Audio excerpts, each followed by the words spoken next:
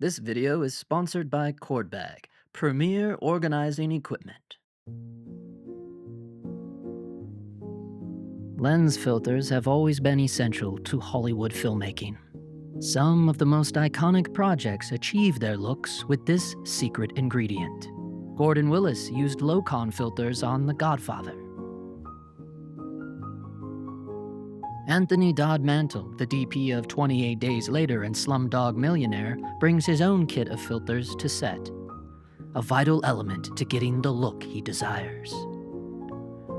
Robert Eggers employed Schneider Optics to create a special filter for The Lighthouse, combined with the Baltar lenses and shot with Kodak's XX film stock. This custom filter emulates an extinct 1900s orthochromatic emulsion, resulting in shimmering, glowing highlights with smooth micro contrast.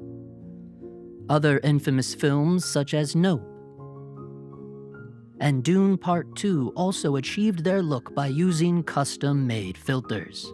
It's not always just about the camera format and the lenses. And then there's M. David Mullen, one of my favorite online resources for filter education in modern cinematography, known for his work on The Marvelous Mrs. Maisel. Most of the time we diffuse the show with Hollywood Black Magic, which is the Schneider filter, but I also carry Tiffen Black Diffusion Effects filters for when I don't want the halation to be so distracting. In this case, this light bulb next to every actor's head there, no matter what filter, I kept trying different diffusion filters, and they all just bloomed way too much to, your eye just went to the bulb. So I went to the Black Diffusion Effects filter because it has almost zero halation for a diffusion filter. So it was just enough to soften the way the show is supposed to look without getting this flary effect. So next time you're thinking about swapping camera systems or renting those expensive lenses, don't forget there's a third creative tool at your disposal: camera filtration. Now, talking about filters, showing them in demonstrations, doing lame filter tests, all talks about filters is kind of what helped my channel grow a little bit back a few years ago. So I went ahead and curated all of my filter videos into one nice playlist, and I'll link that in today's video so you can check that out after you watch this video. It has been probably a couple years since I talked about filters on this channel, and that's mainly because I've really kind of curated my idea of a go-to perfect kit of filters. And I just so happened to keep them in this Phil Holland's filter cine crate. He designed these. These are awesome for the industry standard Panavision size filters, the 4x5.65. I believe this is the small one. It's the perfect amount. As you can see from this B-roll, I do have slots for extras, and even on the side, that's overflow for my 4x4 filters. Now, I do have a whole nother suitcase of filters that I keep in storage, and slowly over time I've been kind of selling them, but not really. Like, filters are a hard one to get rid of because I feel like you just never know what specific job is going to call for what specific look. And that's the whole reason why I love filters. Being a low-budge DIY indie filmmaker, I've shot over 45 short films, 3 feature films, and I can count on one hand the amount of cool, sexy, high-end lenses that we were able to rent. Usually it's me bringing my own gear, or the director has their own set of vintage lenses. Whatever the case is, we're relying on our own lenses. And filters is where we can really build a unique look. I'm a huge fan of that. One thing I want to talk about is 4x4 filters, because 4x4 filters are in abundance in the used market. They're all over on eBay for super duper cheap price. And since everybody, including myself, is kind of leaning on these more affordable, cheaper cine lenses that everyone has to offer, I'm talking about Nisi, Dulens, DZO, all of these cine lenses that are kind of popping up from other regions of the world that are very, very affordable, they tend to have very small front lens elements. And what that means is most of them are under 110 millimeters. So in that case, a 4x4 filter will cover those lenses perfectly. That's the best way to go. I really urge all of you to get away from screw-on filters. However, in the photography world, it is what it is. In fact, this is my overflow of screw-on filters that I keep in this cord bag. So that's a perfect segue for today's sponsor. This is their new ones, guys. They have the cord bag bricks. These are quite different from the normal cord bags, but I like this. You get more density, and I have so many filters packed into this thing. They also have smaller ones. So you see this is the small brick, and in here I keep my flash kit for my Leica photography world. There it is. They have all the awesome embroidered patches Check that out. They have their newest line here, the Limited Patches O2 edition. And look at that, we got a special one for our filters right there.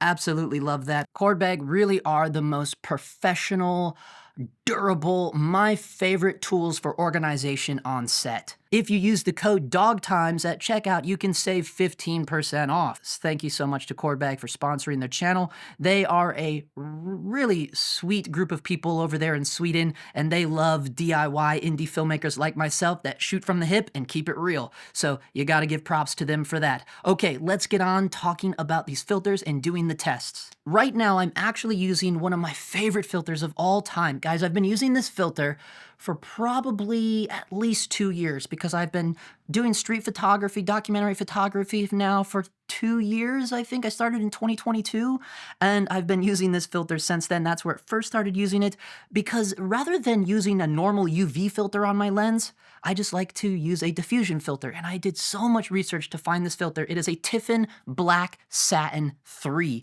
Now, a lot of my DP friends would be like, holy shit, a 3? Now, if you don't know the densities of filtration, it goes 1/8, 1/4, half, 1, 2. And then some go, like the black satin goes to the extent of 3. So basically it is like what you think it is. The higher the number, the stronger the diffusion. However, with this Tiffen Black Satin 3 filter, it really is subtle, isn't it? You can't even really tell that I'm using diffusion. Now again, this is part of the reason because I'm using a Sony 40mm f2.5 G lens. Super subtle, but it's so nice for softening the skin tones, and it doesn't really muddy out. You don't get a whole lot of muddiness with it. There's still some halation there, but not like crazy halation.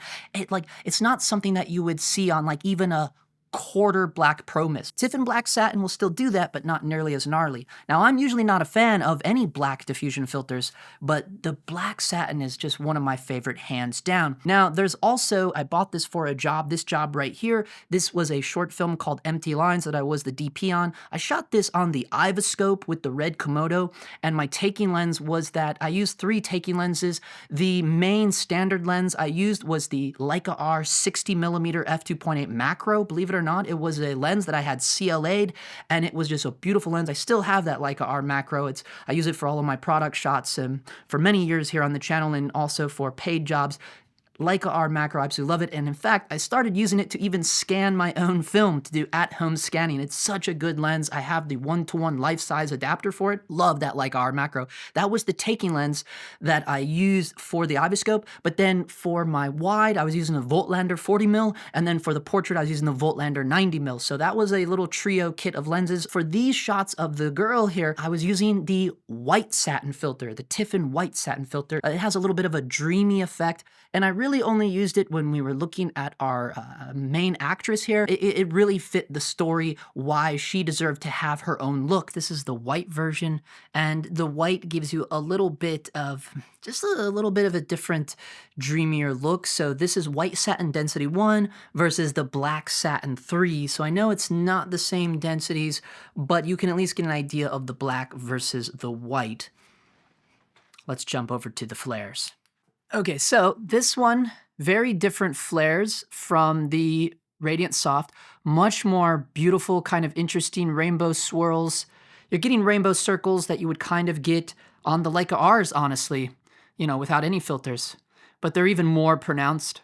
This is a very nice, soft, but notice over here on this window light peeking through, it's really blooming that out. So now we're getting more halation, so bear that in mind too. Usually this is something I try to avoid depending on the project. So this is why on my corporate clients, and honestly a lot of commercial clients, I don't use filters that have a lot of halation. So that's one of the reasons why I opted for Radiant Soft. Okay, here is hands down one of my favorite filters. I use it a lot on the corporate jobs, and mainly because you can see it's really nice for my skin tones, but you don't get a lot of crazy halation. Now, you are going to get washed out side glare, right? So as soon as I start moving this around, it's one of the reasons why I do the key light like this, to really show all of you. Again, I like to do educational things here. It's a grand example of why you must absolutely use a eyebrow for your matte box. So right now there's no eyebrow on this, and there's no real any big side flags on this. I'm just using the Misfit Atom. So, if I wanted to use my real matte box, which is the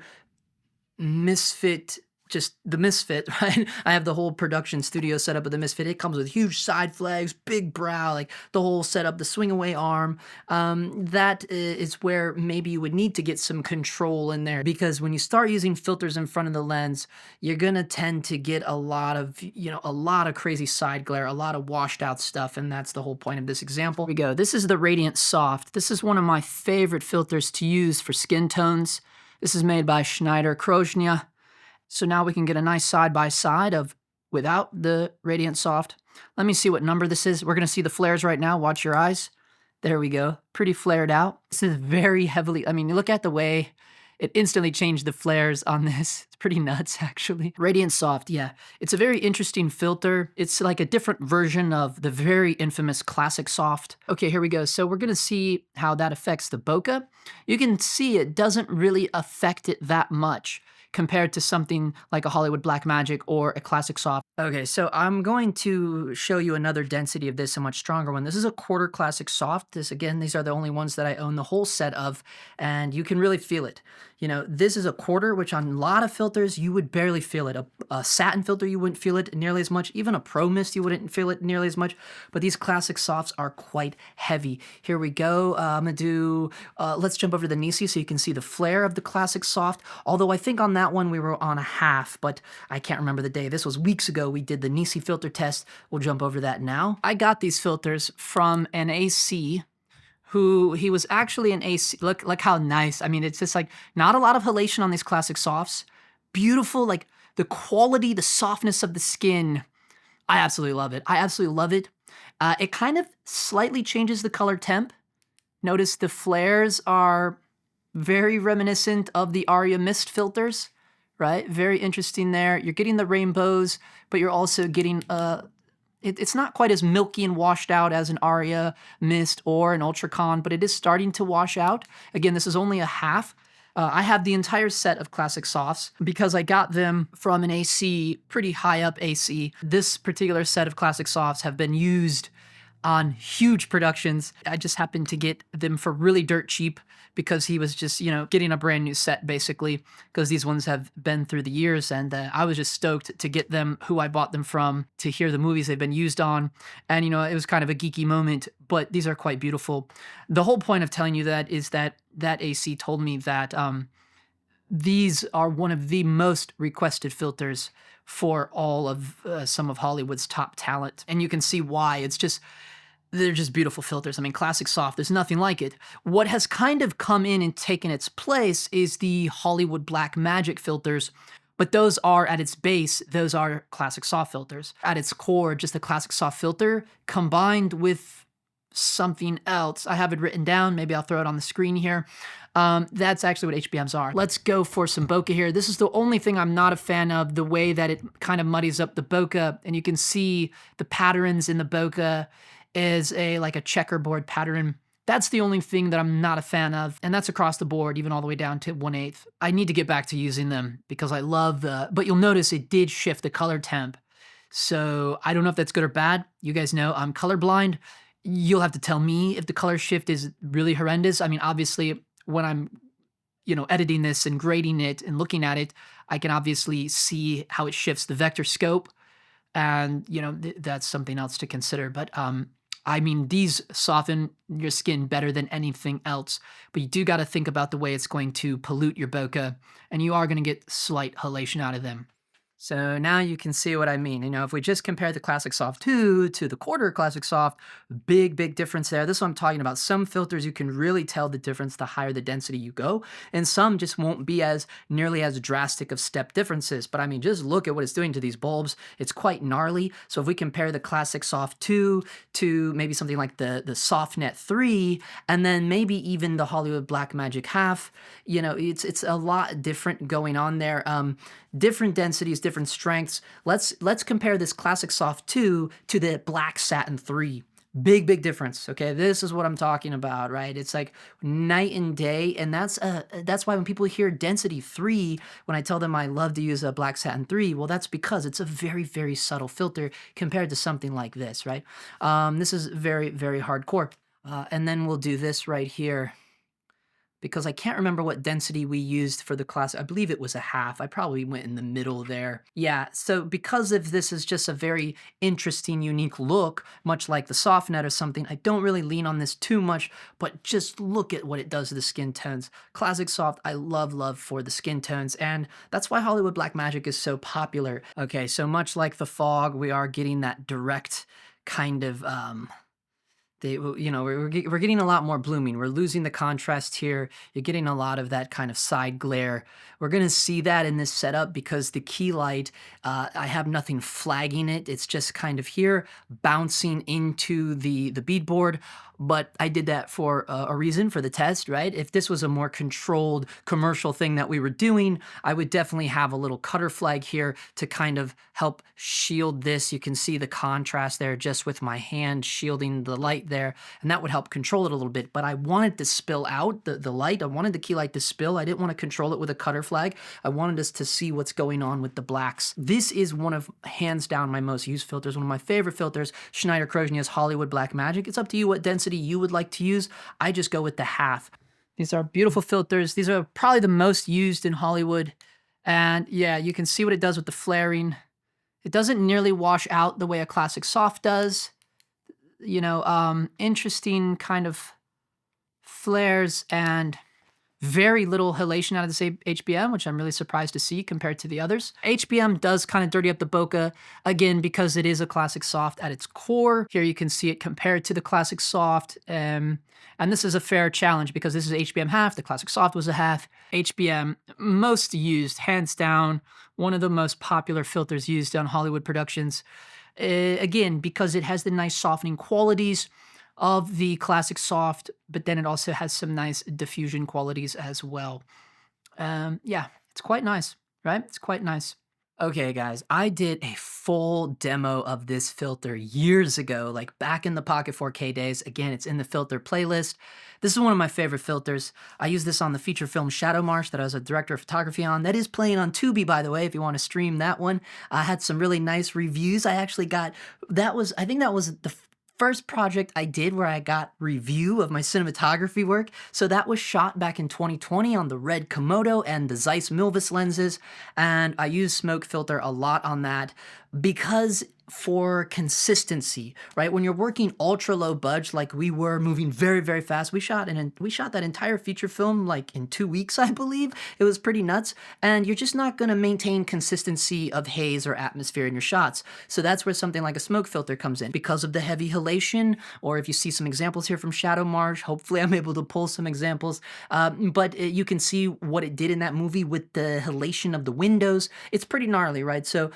But again, I just love this filter or even when you're on jobs when they don't let you do haze in the building or something. So it's just always my go-to. It's haze in a filter. I absolutely love it. Obviously, it's not gonna do for you exactly what, if I can get real haze, hands down, I always take real haze. Don't get it twisted. But again, this is something, if you really are striving for consistency, we've all been there. You forget to turn the haze on in between the takes or something. It is what it is, right? Low budge world I'm talking about. If you know, you know. So this is a great filter to use when you want to maintain consistency. Look at that, really wild. I've never seen this before with the smoke filter. This is a quality very unique to these Nisi Cine lenses. I've shot a lot of projects with these smoke filters. One of the most infamous ones being the feature film Shadow Marsh. But look at this, this is nuts, man. Yeah, I've never seen this happen ever before with a smoke filter with a spectral highlight. Quite insane there. And now you're seeing even more milky halation versus that white satin filter. There's an app that the producers use to like book places, and here in LA it's quite nuts. Like you can rent places that already look like they're straight out of the 50s, 60s, 70s, whatever era you want. But a lot of those places do have rules that you can't use haze for obvious reasons. They got a lot of old ass decor in there. And that's really what you're paying for. You're paying for that production value. And when that happens, I love using these smoke filters because of that. You can see it is getting a little checkered out. Now I don't have an external monitor right now. I'm just going off of the FX6 LCD screen here. So it is going to be harder for me to tell, but certainly that halation is very, very heavy compared to the others. I've yet to convince anyone to let me use this on a job, so maybe I should just start using it for my photography work or something because I've had this filter for years. At least 4 years I've been carrying this filter around. I love it so much that I refuse to put it in storage with the rest of the, filter prison camp. But I still, I cannot convince any production to let me use this crazy filter. I think for wedding guys, this has a lot of potential, perhaps. Maybe the dance floor would be wild with this, but the reality is it's just like, wow. I haven't been able to fit it into anything that I do in the narrative world or the commercial world for that matter, but it is friggin' gnarly. Not a whole lot of crazy side flare, but you still get a little bit of it on the side, even if you wanted to play around. It's pretty nuts. I mean, you can see what it does with that bulb back there. I absolutely love it. Maybe I'll just start incorporating it in my night documentary photography or something. Let's see, because you can also kind of play with it in this fashion here, where you can make it spin. Let's see how we can do back there, like something like this. Yeah, look at that, like the window natural, or that's from the cream source there, just kind of interesting. Halation even has it.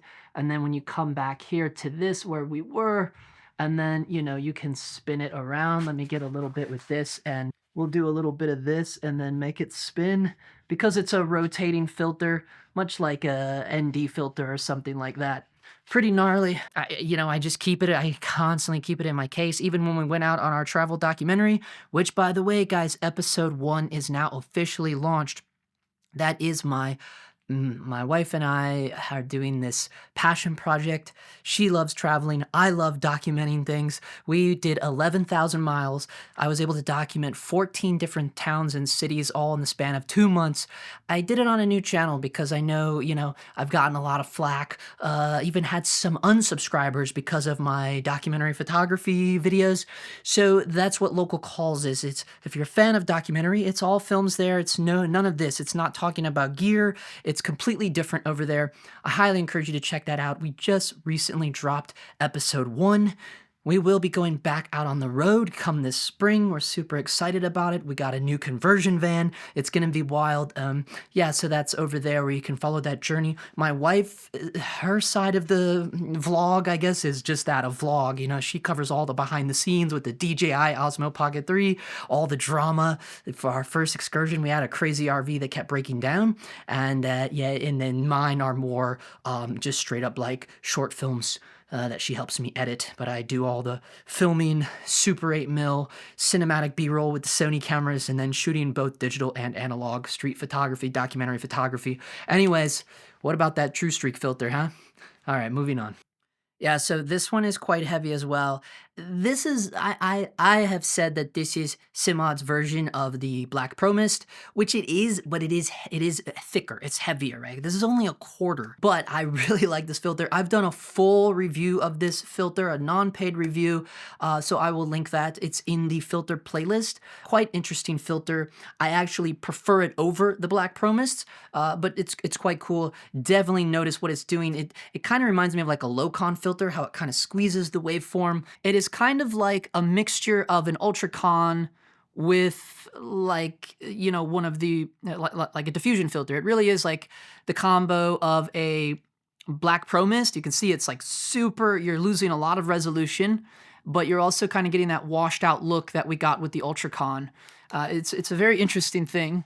You can notice that you are getting a good heavy amount of halation, but not nearly as bad as like a smoke filter, but it's still there. Let's see if it dirties up our bokeh at all. A little bit, right? Because it's got some flex in there, but I don't think it's as gnarly as certainly not as gnarly as something like a classic soft. This is just a quarter though. I mean, these Aria Mist filters from Simod are very extremely heavy filters. So you could probably get away with an eighth because it is kind of heavier than most other filters at a quarter. You can see that you kind of lose a lot of resolution. It has a very heavy softening effect on my skin, which is great. I mean, that's the whole point of a diffusion filter, but it is kind of like a Black Pro Mist on steroids a little bit. I don't have a problem with it. It's a very interesting filter. But I'm not a fan of how it kind of washes out the flares. It's like you're almost getting that cool rainbow bokeh, but the washing out is kind of killing it. First thing that I'm spotting right out the bat is a wicked side glare with this quarter fog filter. So if you look right here, all of this is side glare from our bounced key light here. So if I kind of like start blocking this out right there, you can see that. It's the opposite side of the frame. You're just kind of getting a general wash, and it's kind of happening all around the frame here. But it's a fog, right? That's why it was made. It was kind of trying to help us out there. You'll notice the crazy washout you get with a fog, and this is only quarter. Look at the heavy halation. You know, the fog is going to be a heavier halation or washout than your smoke filter. So here's what I like to do, guys. Let me get sharp here. Nice softening though.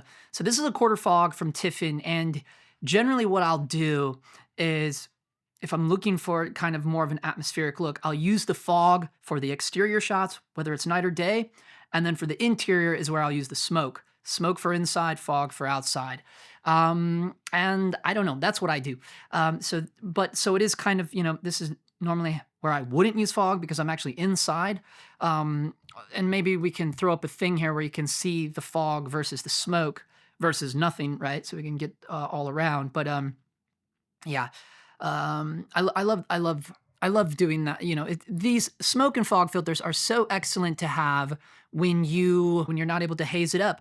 A lot of the problem too, when you're on low budgets and you're doing haze, there'll be plenty of times where, you know, things are moving a mile a minute and you forget to, you know, haze it up in between takes. Then you have inconsistency of haze, which means you have inconsistency of contrast levels, which is going to be much harder to dial that in post because one shot might have too much haze, next shot might have the perfect amount of haze, then the other shot might have no haze whatsoever, right? So it's like, so if you want to keep consistency of that, that's where these smoke and fog filters come into play. Again, I like to use the fog filters for outdoors, using smoke for indoors.